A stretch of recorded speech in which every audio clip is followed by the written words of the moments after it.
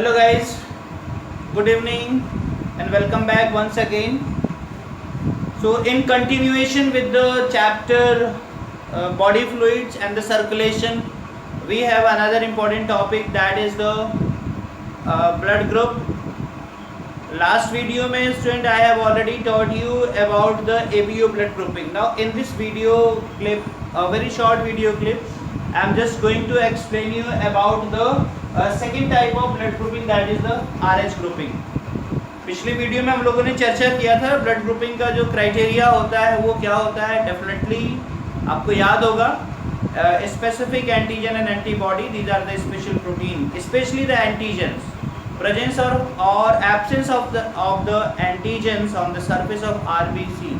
This is the criteria of the blood grouping. Clear. तो ABO blood grouping के बारे में हम लोग ऑलरेडी डिस्कस कर चुके हैं लास्ट वीडियो में कि एंटीजन ए और एंटीजन बी के बेसिस पे blood group A, B, AB और O होता है. एक और ब्लड ग्रुप होता है स्टूडेंट जिसको हम लोग बोलते हैं RH blood grouping. Again, this RH grouping is on the basis of presence or absence of specific antigen or specific protein, ठीक है, on the surface of RBC. इसका भी जो एंटीजन होता है it is also present on the surface of RBC, ठीक है ना. Same criteria. Again, this RH antigen first of all, this is observed in the Rhesus monkey. आप NCERT में देखोगे लिखा हुआ है रीसस मंकी में, अब समवेयर इन अफ्रीका, ठीक है ना, साउथ अफ्रीका में ही सबसे पहले ऑब्जर्व हुआ था. क्लियर. तो रीसस मंकी में देखा गया, ये एक क्वेश्चन होता है, ठीक है, उसी के नाम पे इसको RH कहा गया. रीसस, RHESUS, रीसस, उसी से दो वर्ड ले लिया गया RH, है ना. तो जिन ह्यूमन बीइंग में ये RH प्रोटीन होता है, एंटीजन होता है, they are called as the RH positive. तो जो आप लिखते हो ना A positive, B positive, AB positive, O positive, मतलब इन सब में RH एंटीजन है, ठीक है. The person who lacks this RH antigen on the surface of RBC, they are called as RH negative. सीधी सी बात है. ये RH एंटीजन जिनमें है वो पॉजिटिव है, RH एंटीजन जिनमें नहीं होता है वो RH नेगेटिव हो गए. क्लियर. तो यहाँ भी क्राइटेरिया आपने देख लिया, RH एंटीजन की प्रेजेंस और एब्सेंस के बेसिस पे जो ह्यूमन होता है वो पॉजिटिव और नेगेटिव होता है. जिनमें RH एंटीजन है वो पॉजिटिव है, जिनमें नहीं है वो क्या है, नेगेटिव है. क्लियर. तो नियरली 80% ऑफ द ह्यूमंस, ये इंडिविजुअल्स मैंने लिखा हुआ अभी है, 80% of the humans are RH positive as they have RH antigen. Clear. And RH negative person do not have RH antigen. Clear. तो ये मैंने आपको बताया, दिस इज वेरी इंपॉर्टेंट. तो ABO ब्लड ग्रुप के साथ ही हम लोग इसको भी डिस्कस करते हैं, इसका भी उतना ही इम्पोर्टेंस है, ठीक है. क्लियर. अब देखो एक इम्पॉर्टेंट नोट है, एक छोटी सी स्टोरी आपके NCERT में दी हुई है एक डिजीज के बारे में, हम लोग डिस्कस करेंगे. एरिथ्रोब्लास्टोसिस फिटालिस, ये भी मिसमैचिंग का रिजल्ट है. This is the result of mismatching. Clear. यहाँ पे एक लाइन हमने लिख दिया, मेंशन कर दिया है, if the RH positive blood is transfused into the RH negative. आप तो ध्यान से देखो, RH पॉजिटिव, ठीक है ना, blood is transfused to the RH negative individual, then what happens, specific anti RH antibodies are formed in the blood of the recipient. Suppose that मेरा blood group negative है, RH नेगेटिव मैं हूँ, ठीक है, और कहीं से मेरे ब्लड में एंट्री हो जाती है RH पॉजिटिव की, ठीक है ना, एंटीजन की. क्लियर. तो अब क्या होगा मेरी बॉडी में, यानी मेरे ब्लड में अब वो एंटी-RH, ठीक है ना, एंटीबॉडीज बनना शुरू हो जाए, ठीक है. जैसे ही मेरे ब्लड में वो एंटीजन एंट्री करता है, मैं RH नेगेटिव हूँ, और जैसे ही मेरे ब्लड में वो एंटीजन एंटर करता है तो हमारा इम्यून सिस्टम क्या करेगा, एक रिस्पॉन्स देगा उस एंटीजन के अगेंस्ट में. हमारे ब्लड में क्या बनना शुरू हो जाएगा, RH एंटीबॉडीज बनने शुरू हो जाएंगे, ठीक है ना. क्लियर.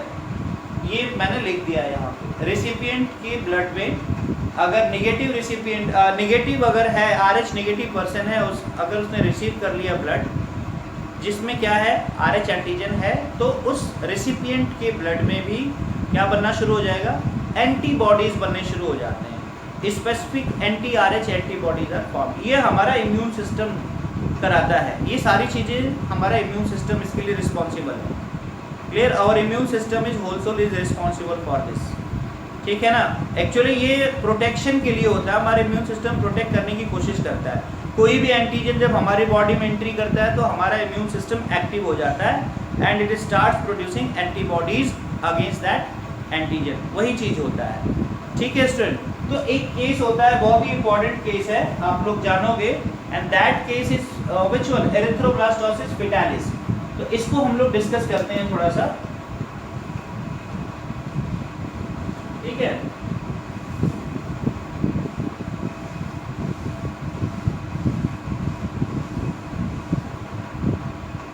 तो ये क्या है, देखो, suppose that there is a woman और यू कैन से मदर, ठीक है ना। That mother is RH negative, वो RH नेगेटिव है, क्लियर। एंड वो लेडी प्रेग्नेंट होती है और उसके बॉडी में जो फीटस है, ठीक है ना, दैट फीटस वो RH पॉजिटिव हो गया, ठीक है ना, वो हो गया RH पॉजिटिव, यानी जो फीटस है उसका ब्लड ग्रुप RH पॉजिटिव हो गया। तो आपको पता है, यू ऑलरेडी नो कि अब जब डिलीवरी होती है ना, फीटस की डिलीवरी होगी, ठीक है ना, during the delivery,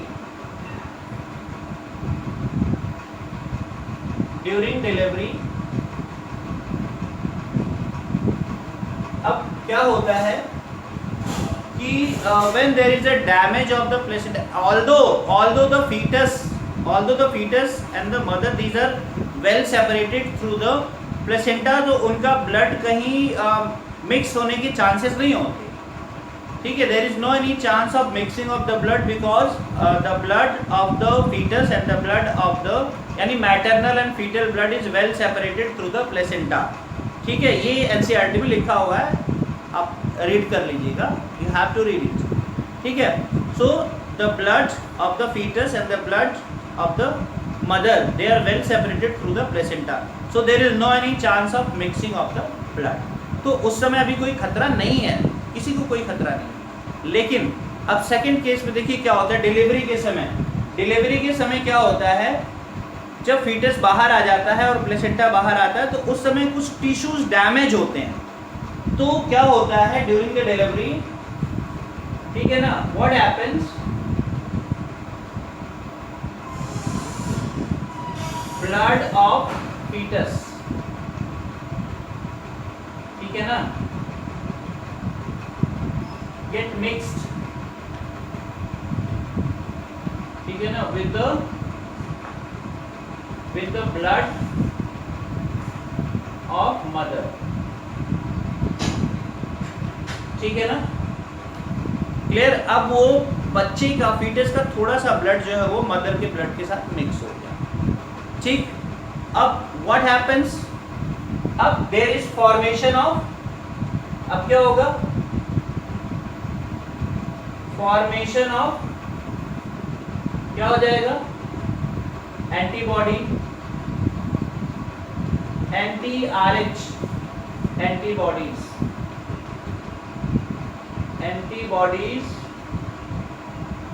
will be formed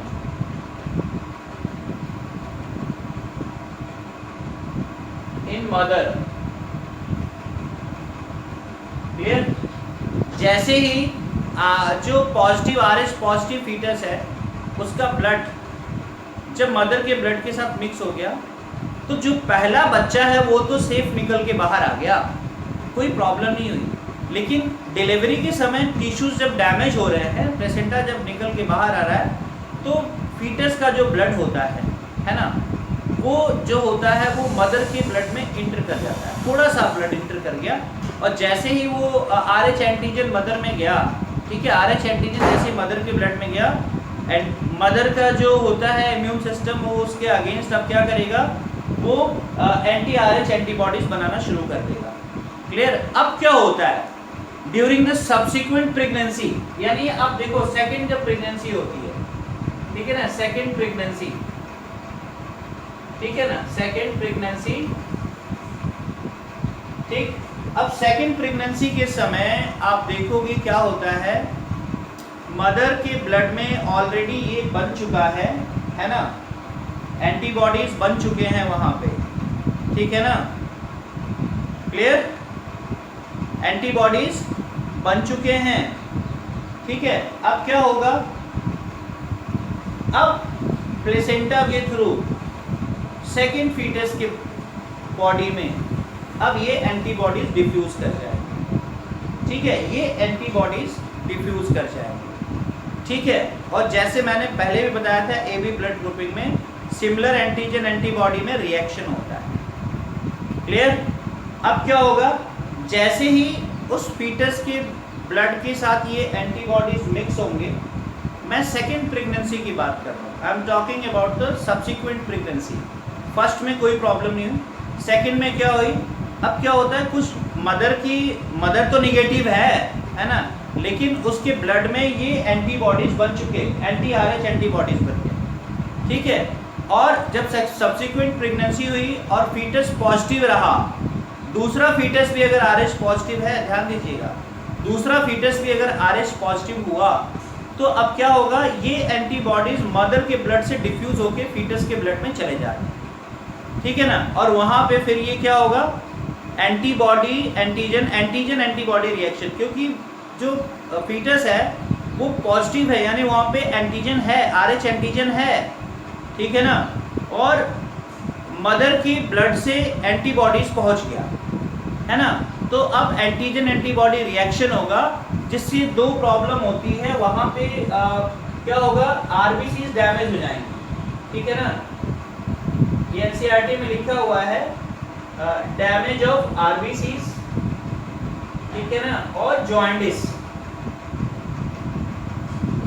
ठीक है, और जॉइंटिस हो जाएगा बच्चे को, clear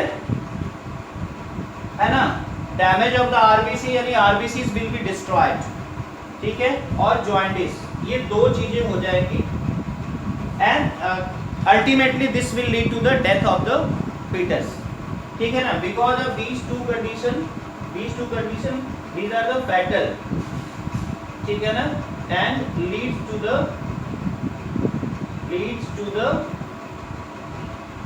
death of the fetus, है ना। and now this condition is called as erythroblastosis fetalis।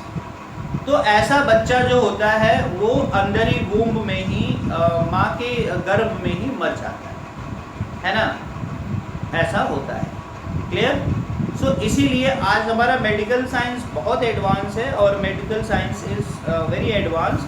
तो जब भी लेडी प्रेग्नेंट होती है तो चेकअप के लिए जाती है तो उसका ब्लड टेस्ट कर लिया जाता है। अगर लेडी RH नेगेटिव है तो उसको NTD इंजेक्शन ऑलरेडी दे दिया जाता है, ठीक है ना। वो ऐसा इंजेक्शन होता है जो मदर के ब्लड में एंटीबॉडीज़ बनने से रोकता है, यानी ये जो एंटीबॉडीज़ बनने के चांसेस होते हैं, RH एंटीबॉडीज़ बनने के चांसेस है, इनको बनने से वो रोक देता है। There are so many companies in India as well as in the abroad और the foreign, they are preparing such kind of vaccines you can say, ठीक है ना, जो बॉडी में जाने के बाद इस तरह के जो anti-RH एंटीबॉडीज़ होती हैं उसको बनने से रोक देता है। तो अगर कोई फीमेल RH नेगेटिव होती है और प्रेग्नेंट होती है तो उसको वो इंजेक्शन लगवा लेना चाहिए, और अगर वो चेकअप के लिए जाती है तो जो एक्सपर्ट डॉक्टर होता है वो ऑलरेडी उसको लगाने के लिए सजेशन देगा और उसको वो बता भी देता है कि ये प्रॉब्लम फ्यूचर में आ सकती है, ठीक है। तो स्टूडेंट ये केस था क्या, एरिथ्रोब्लास्टोसिस फेटालिस का। So in this way we have completed the RH grouping as well as the entire blood grouping. Clear?